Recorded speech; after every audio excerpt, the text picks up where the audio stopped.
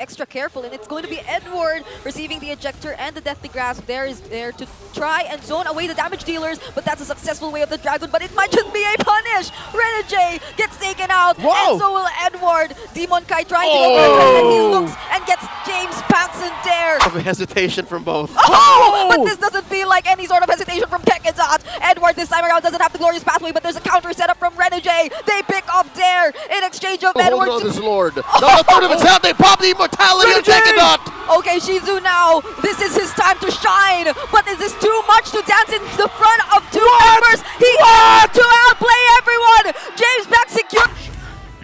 Oh. Yeah, they go for the solid wall instead. I mean, Edith could have been that. Excuse me, is that a flex? It's an EX behind us. Streak. Game 1 is upon us. Let's get into the Land of Dawn. Once more, the closer for day 1, week 2.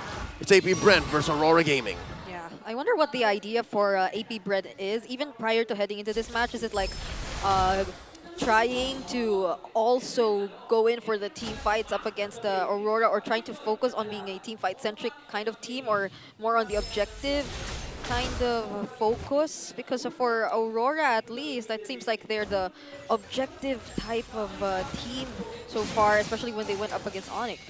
Yeah, so far James Banks will be able to get the first litho of the game. Demon Kite started purple, going for a topside rotation in terms of the emblems. Nothing too fancy, although triple ruptures on the side of Aurora. So Penetrasi. Yeah. They get the Penetrasi, and that means that they balance out the potential snowball, end the game fast mentality of AP Bren with their Jawhead roam, with their own surprise sources of early burst with penetration. Yep. Which again, I think is more reliable. Oh dear Lord! Talk about proving me wrong right at the second. The Hitman just got hit. Yeah, he finds himself against the Jawhead Suyo combo, which you mentioned, and on top of that, it's the Vixana there too. So like, it's so hard to fight back against these three. If they focus on this three-man rotation consistently, they might be able to just pressure and keep taking control of the map. Yeah, you get really introspective against a lineup like that. If you do definitely find yourself. All right, Turtle spawned, upper quarter. First of the scene is AP Bren. It looks like Aurora are just letting it happen. Look, they're just checking. Those are a lot of well-timed deathly grabs coming in from Chov's Kurt. And the Aurora don't get to contest. Oh, wait. Whoa! Oh! Down bottom bombing kite nearly falls up against Shizu. The Silent Kid clapping back. Aurora. Oh, Renji again! Oh, for the second time in a row, they find a kill onto Renegade. And an uncharacteristic approach to the post-turtle take. Aurora have nothing on the board. This is, they're playing like a team I've never met. Yeah, right now it's just Demon Cat farming around the map. Aurora might be waiting for their timers, but look again, the aggression, the three-man rotation of the Jawhead, Suyo, and the Vexana together. They're just being aggressive, setting the tempo, and I think Aurora might have actually sort of folded in the early game just somewhat.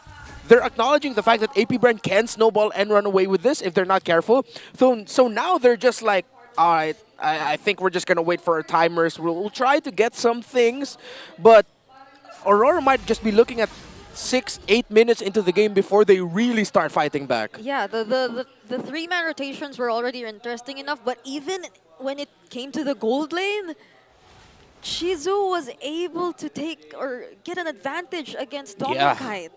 So it was a very unusual turn of events for Aurora. So across the map, you can say it's all AP Bren, up by 1,000 gold, 3.5 minutes in. One more go, the second turtle, all right? This is going to be the tell whether Aurora is willing to go toe-to-toe, forget the first 2 minutes, or if it definitely is just them hunkering down saying, yeah, we definitely dropped the ball. Yeah. After clearing out this mid lane minion wave, I'd want to see Chove's Kurt actually go closer to where Kekadot is right now. But they've sort of adjusted. They're sticking the mid laner and the EXP laner together. It's the Badang and the Vexana. That's a deadly duo. We saw TNC Pro Team shine with that against AP Bren. So they might be taking a page out of TNC Pro Team's book. Yeah, and whoever decides to pass through this area has to be extra careful, and it's going to be Edward receiving the ejector and the Deathly Grasp. There is there to try and zone away the damage dealers, but that's a successful way of the Dragon, but it might just be a punish. Renegade gets taken out, Whoa. and so will Edward. Demon Kite trying to go, and he looks and gets James Paxson there. Kite is here as well to join the party, and it's a double kill for him. Alas, the prestige. The magicians of Aurora reveal their grand plan. A trade of Edward for 4, and suddenly the Northern Lights take flight. There is the clapback around the joy. Didn't take 6 to 8 minutes. It only just took the second turtle. And I will have to correct myself. AP Bren drafted the exact same lineup that they went up against. This is TNC's lineup in their game 1 against AP Bren. When Aurora are actually running a lineup similar to the one that they played in that game 1 against TNC Pro Team. So literally they took a page from TNC Pro Team's book, but then this time they didn't get what in that scenario TNC Pro Team was getting: knockups and crowd control onto Demon Kite. They weren't able to to disrupt Demon Kite's rotation as well. So come the second turtle, Aurora was more encouraged to actually be aggressive, fight it out, and that's exactly what they did. Let me take that beat and just switch it up a little. Release the same song. Now suddenly Aurora's up 2,000 gold, and across the map, the last raider ruining things. Demon Kite gets sandwiched by 2. But there's a trade for Demon Kite up top. He will take a turret, but that is very unfortunate for Aurora. So we still see, in some ways, how AP Bren can really work around with their hero synergies. They can make a lot of things happen regardless of who they decide to pair up all across the map. Yeah, if Aurora wants lineups with Burst, well, AP Bren also has a lineup with hella Burst. Except this time around, AP Bren aren't able to stop the jungler of Aurora. And they're going to need to start timing their ejector tosses, fist breaks into fist cracks, plus the Eternal Guard of the Vexana. Because if you time those very well, you really conserve it, you mess up any Joy entry that wants to happen. All right, if of those 3, I think it's down to Dare. Dare has the best way to stop Demon Kite on this rampage. Choveskirt has to put himself in danger. Keket has to go through all the meat that Renegade and Edward can present. So if it's really just to take down Demon Kite, we gotta watch out for Dare. And currently, Dare has been... the fights have been walking up to him. He hasn't been looking for them himself. Yeah, and we saw a glimpse of that when he was able to create an opening for AP Bren, nearly punishing and winning the first team fight, which we saw happen. But Renegade gets to find James Pax, but still James Pax with the retribution secures the turtle. There will be the first to fall instead. Kekedot and Jizu as well. 3 members are down for AP Bren. No, make that 4. A better trade than they found in the last turtle. It's 4 for none. Sure, take the major objective. We'll run through the map. Aurora now up by almost 3,000. And they'll take permanent objectives on the map. They're bullying James Banks! Oh, Edward just stood up in front of it and brought out the A. It's obvious now what the problem is for AP Bren. Again, it's Demon Kite. It's the Joy. It's the late entry. He's literally a wall at this point, just standing in front of the faces of AP Bren, and in just a blink of an eye, they've already taken down all Tier 1 turrets away from AP Bren, even slowly starting to work their way to the Tier 2s. My God, Demon Kite's about to build the Holy Crystal already. Oh no. He just got it. At under 8 minutes, there it is.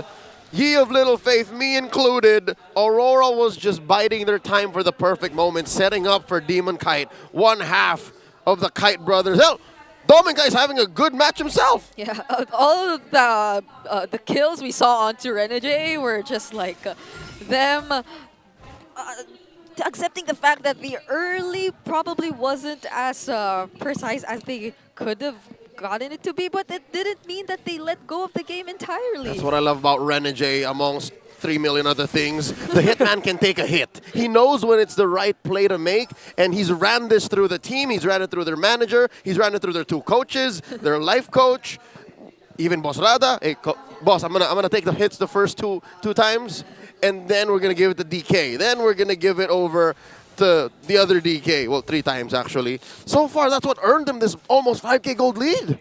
Yeah. Again, AP Bren already, with this lineup, they have all the tools they can to counter-engage of Aurora. They really just need to hold on it a little bit better and focus, change their mindset to guys, number one, can we conserve to take down Demon Kite? Number two, get out of the feathered airstrike of the Farsa. Yep. And now they have to find a way to position themselves, even despite Aurora already almost taking control of the entire area. I mean, look at where Renegade is. That's right. They can rotate almost with impunity. Just 2 turrets left for AP Bren out of their base. Tier 2 bottom, Tier 2 mid. And so far, I said this before, I'll say it again. This is a really bad situation for a Jawhead when you're on the defense. Yeah. All potential early snowball gone already. Top and bottom minion waves also not favorable for AP Bren. No one's managing it. They're just standing around. They need to be sending more bodies, showing themselves, clearing out those minion waves to somehow get more information out of Aurora. They find Dare. Dare's the only man so far trying to get some information. So is Kekedot though, but he's trying to reserve his skills a little bit more. His abilities, which are very crucial. We've seen him use the ejector to throw away an unwanted target. But at least he has the flicker to go near, and that's exactly what I mentioned. He goes in and picks off Renegade. But I don't know if it's worth it. That is a pickoff on a roamer. They trade up for one. Glorious pathway set down by Edward. And the roamer on the other side will be the trade too. Dare trying to buy some time. He gets to throw away the members of Aurora. But that doesn't stop them from picking off 2 members. Not just 2 kills, even 2 flickers away from AP Bren. And they have to concede this with no frontliners. They back off, and Aurora gets the first Lord of the game. Another one. Renegade says, do it, do it, do it. I can take it. It's fine, it's fine. It's all part of the plan. It's the clapback, it's the counter, and the MPL veterancy right now of Aurora just shining over AP Bren. Yeah. Now they might have to say goodbye to their Tier 2 turrets. Aurora will definitely work their way. There goes the feathered airstrike. Yikes. Edward and Renegade, enforcers, bodyguards pushing away any sort of resistance from Aurora. They will take down Tier 2, so there's just 1 left in mid. Yeah, I know you mentioned something about getting out of the feathered airstrike first, but what if it's so well positioned and that it isn't necessarily there to engage in a fight? They're just getting what they want to get away! And look at that damage! Doming Kite! That's why we call him the next standard. Well, one of the reasons. Oh my goodness. How does AP Bren defend this? They still have the holy shields in their mid and bottom lane turrets, but the Hitman's about to look for a target. They get to zone away there, and James Banks as well, slowly gaining access towards the base. But these are 5 members that they will potentially go up against, so they decide to stay disciplined and disengage. 2 big demolition projects for Aurora. Top and mid inhibitors have fallen. 8K gold up 12 minutes in. AP Bren are in shambles. Where does the comeback come from? They can't even hide in their own base. There's no bushes there. Yeah, they're going to have to just show up. Kekedot has to take the Renegade mentality of, all right, I can take it, but actually just try to take it. Glorious pathway to the way of the dragon, and there's a beautiful counter and set from there! James Banks actually takes out Doming Kite and Yue, but Demon Kite unstoppable gets shut down by James Banks, the man with a million moves! My goodness, Dare! Coming up big with the flicker, fist break into the fist cracked, and this game is cracked open for AP Bren. It's like he was born again. The man without fear, the daredevil, buys back possibly the game for AP Bren. They might just be able to take down all the mid lane turrets. Doming Kite has 6 seconds to respond. Yue will be there too, but in just a blink of an eye, they got to actually almost equalize the map. The man with no fear helped set it up for the man with a million moves to clear it up. Let's see that again, all right? It could have been an end angle. They come in almost perfect everything, even set it up with a kick, and then look at there. Oh! That's what we're talking about. The Badang Vixana combo. Chovskirt was looking at it, and exactly, Kekedot was like, I can take this. I will try to take this. And Dare said, let me make sure that your sacrifice doesn't go in vain. My God! I don't think Yue and Doming Kite will stick together after that. Oh, yeah, for sure. Anymore. Not like that, not in the same way. So suddenly, AP Bren pulling out one from behind, from under the sleeve, from in your ear. A trick that nobody expected. They shrank that goalie down to 1,000, and I'll be damned. Maybe this is a contestable Lord. Okay. Yeah, they had Aurora looking over here when they should have been looking over there. When Dare has the flicker, I think you need to play it extra safe. But speaking of, they spot out Dare and take him out first. Oh, dear God. No, Oh. he's back. But Shizu from behind, this seems like no Silent Kid. He's dancing around the members of Aurora. What? Demon Kite. No! Wow! Edward goes next. That's 2 for 1. What is happening? AP Bren. Damn. Shizu should have been squished, but he survived that sandwich. He danced and he was making Aurora dance to his tune. Now AP Bren gets the second Lord of the game. Like Oh, a no. kid. Unless, Oh! Renegade with a sacrifice, but Demon Kite was a bit too late. Like a kid hopped up on Nesquik. He couldn't be stopped. He was just dashing over and over again. And it's all falling apart for Aurora. What's going on? I can't believe we're starting the week like this. Oh my goodness, now the Lord is in AP Bren's hands.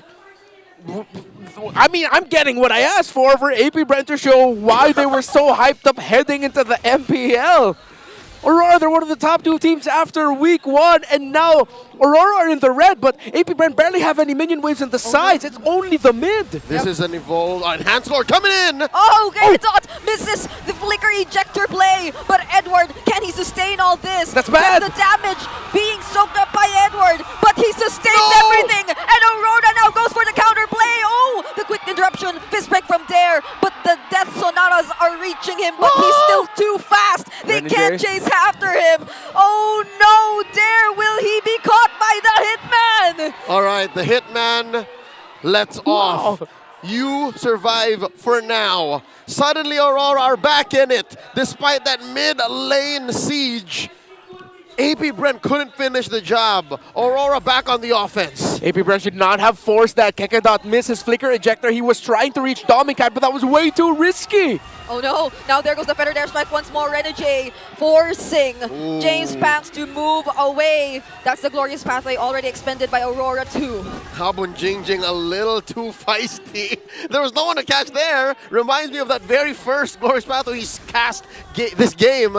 All right, so far I think the key for both teams is to collect yourselves, regroup, because the past, 2 or 3 minutes have been high-octane, intense, back-to-back brawls. Not gonna lie, at this point I was already expecting to do the post-game analysis. I'm glad we're not at that point, that we're just seeing action. Again, Kekedot tried to go after Dominkite. The moment he missed that, that was already worst-case scenario for AP Bren. Well, to be fair, worst-case scenario was them getting wiped out and losing the game. That didn't happen, but that's where you see the lack of MPL experience, I guess, because they had nothing in the side lanes. They really thought that they could force and end it with just that push alone. Yes, they were able to actually bring the base down to like 60% health, but again, that's a way too risky. Think about your side lanes first. Yep, and James Panks just swapped items too. He had a Winter Crown earlier, but now he's on the Queen's Wings. So it's just chop. Oh, there he go. He picks it up again. He can start juggling. Yeah, He's juggling starting items now, yeah. juggling now. Just keeps up the economy and then just buys what's necessary. Yeah. So far, that's what AP Bren are doing, Renmar. I think they're listening to you. They're trying to get some side lane push in, so it's not just all about the all-in. But I get it. From where AP Bren is standing, that's the first time in 15 minutes that they were actually on the offense. Yeah. So they needed to really just get it in there, because, again, Kekedot needs to be in the driver's seat. He needs to set up. Yeah, I mean, we're approaching 18. We're nearing the 20-minute mark, so the death timers aren't going to be that short anymore. They're That's actually going to be very, very long. That's so a Mega Lordmon right now. yeah. I wonder who's going to be the first to check that Shrubber on the mid. If AP Bren can find Yue, that's best case scenario. Oh, concealed by Kekedot, setting up the ejector on Edward. Okay, they decide to go for Edward, but he is going to be tanky. That's the glorious pathway too, slowing down some of the members of AP Bren. Yeah. So resources here and there being burned. An episode of hesitation from both. Oh! But this doesn't feel like any sort of hesitation from Kekizat. Edward this time around doesn't have the glorious pathway, but there's a counter setup from Renegade. They pick off Dare in exchange of Edward. 2 XP laners once again. But the minion waves, Demon Cat clearing in the mid. That was a great bait play by AP Bren. They baited out the glorious pathway and feathered airstrike. Then they repositioned. Then Kekidot went forward. He didn't use the unstoppable force in the last scenario. He just used the conceal, showed himself, used the ejector, and nothing else. That's why AP Bren find themselves in this situation. Wait, Demon Kite, he isn't here yet. But that's a successful zone from Aurora, unless... They're still holding on this Lord. No, the tournament's out. They pop the immortality and take it out. Okay, Shizu now, this is his time to shine. But is this too much to dance in the front of 2 members? He has to outplay everyone. James Pack secures the objective as well, and Renegade is just running for his life. Run, Renegade, run! The silent kid has become a silent killer. And in the mid lane is the man with a million moves with him as well. So we were talking about the Jungle Gold duos, and it seems like this time around they want to be the ones to shine. Edward alone successfully takes down the minion card, but we have another wave incoming, and James Pax together with Shizu, they take game number 1. AP Bren's first game win in the big leagues. Welcome to MPL Game 1. And that was an emphatic win at that. Losing majority of the game, turning it around. The silent kid